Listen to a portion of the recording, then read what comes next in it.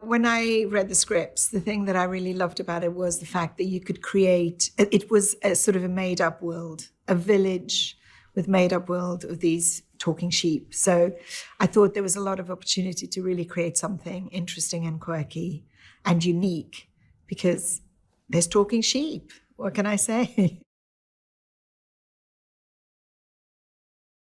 I will obviously start off with mood boards, which I will discuss with the director and the producer. And then once that's kind of been established and we're all happy with it, I will go on to a process of drawing it out or getting a costume illustrator to do a very realistic version, depending on the director and how they translate things. In this case, I got a costume illustrator to illustrate it in a very realistic way so that Carl could really visualize it. And then once all that's been established and Carl's happy and Lindsay's happy, then we present it to the actor. I talk through my ideas and why I visualize the clothes they're wearing and why I feel that it's their character. And then we kind of take it from there. Obviously, he's a farmer, so we needed to convey that. But I didn't want him to be just your bog standard farmer. I wanted him to have I wanted him to be charming. I wanted him to be attractive and good looking and, well, which he obviously is, but I kind of wanted to enhance that.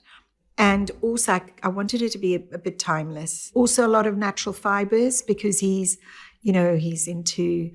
sheep and he's all kind of, he's a good man and all that. So I kind of wanted him to have natural fibers. So he has a lot of like linens and heavy drill cottons. And so all his fabric is kind of very organic and wholesome. And that was very important. And then, but I also wanted to bring some color in. I want, every character in this, I wanted some color. And I definitely brought in color with him in terms of his shirts. So he's got little pops of color on his shirt. So because his trousers are kind of brown and his jacket's a bit brown, but then you've got pop of red or blue or, and that was very important to me.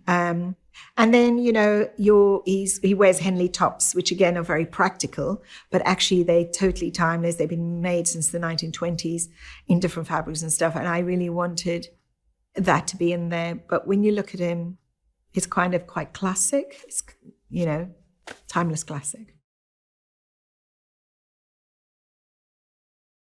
She's not from the village. So I kind of wanted her to look really sharp, but I also wanted her to slightly look not scary, but really when she arrives and you first see it, to have a real presence. For me, I wanted to have shape. I love the idea of shape and structure because that sort of indicates power. So I had inspiration from Terry Mugler's and Gaultier and all these 90s kind of amazing designers. And I got influences from that and then kind of my own world where I wanted, if you saw in a silhouette, you would just see this amazing shape. It's like, so that's why all the suits are really fitted and sharp and structured. And then also I wanted really strong colors. With everybody, I bring in pops of color because color to me is really important. So we've got the purple when she first arrives because that's really imposing and strong and, and then it slightly softens with the orange and then softens even more with the pink. So you at first you're slightly scared of her and then you kind of soften to her and you actually like her towards the end because she's not scary. But every suit needed to look sharp and structured.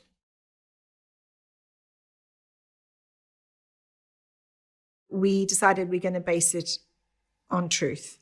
And so we got everything made because obviously Nicholas is very tall.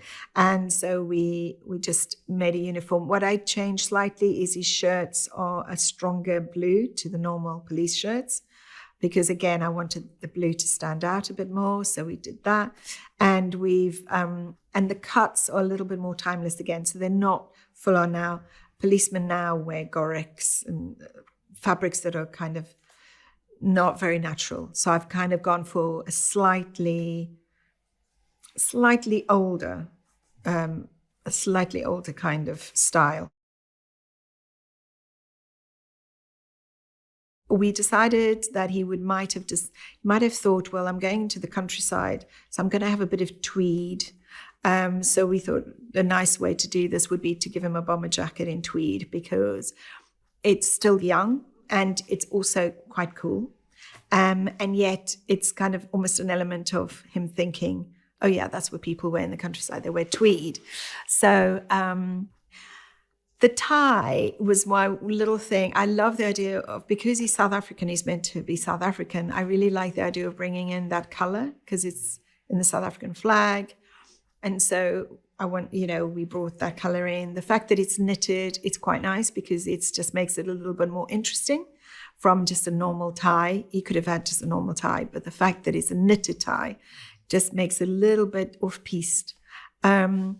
But, apart from that, everything he wears is kind of what a young person could wear if they were dressing to impress.